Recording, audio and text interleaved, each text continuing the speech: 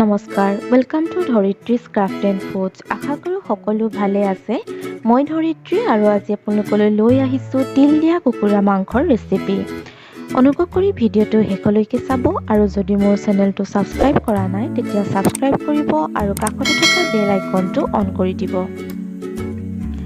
প্ৰথমতে মই মাংসখিনি মেৰিনেট কৰি ল'ম আৰু তাৰ কাৰণে মাংসখিনিত এচামুচ নিমখ, এচামুচ হালধি গুড়ি, এচামুচ জলকীয়া গুড়ি আৰু 2 চামুচ নেমু ৰস দি ভালদৰে মিহলি কৰি 15 মিনিটমান সময় থৈ দিম।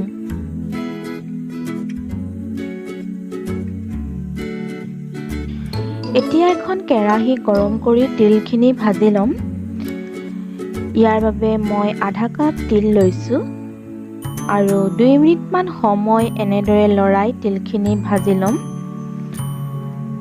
মোৰ তিলখিনি ভজা হৈ গৈছে, তিলখিনি ফুটিছে আৰু ইয়াৰ পৰা এটা ধুনীয়া গোন্ধ ওলাইছে। এতিয়া তিলখিনি মিক্সিত ভালদৰে পিচি ল'ম।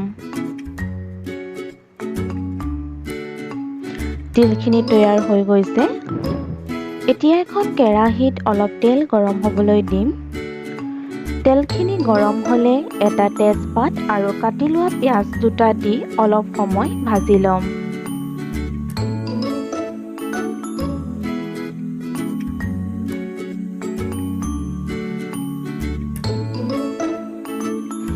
এতিয়া ইয়াত 2 চামুচ আদা নহৰুৰ পেষ্ট আৰু মিহিকৈ কাটি লোৱা কেঁচা জলকীয়া এটা দি ভালদৰে মিহলাই লৈ বেছি জুইতে 2 মিনিটমান সময় ভাজি ল'ম।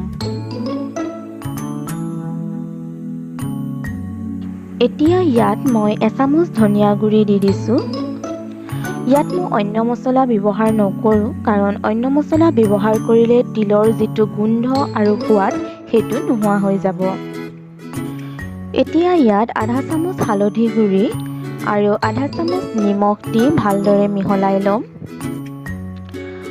যিহেতু মেৰিনেট কৰোঁতেও নিমখ আৰু হালধি দিয়া আছে।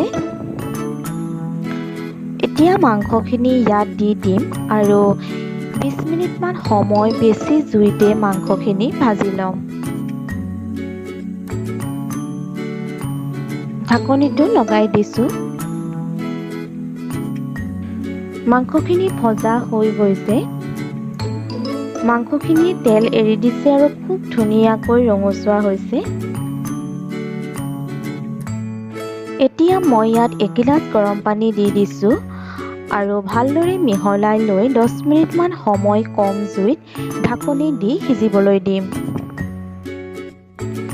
মাংসখিনি ধুনীয়াকৈ সিজি গৈছে।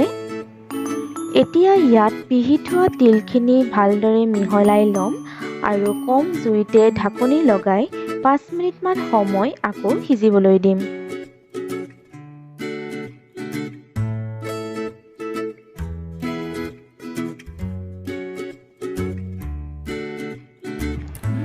এয়া মোৰ তিল চিকেন তৈয়াৰ হৈ গ'ল।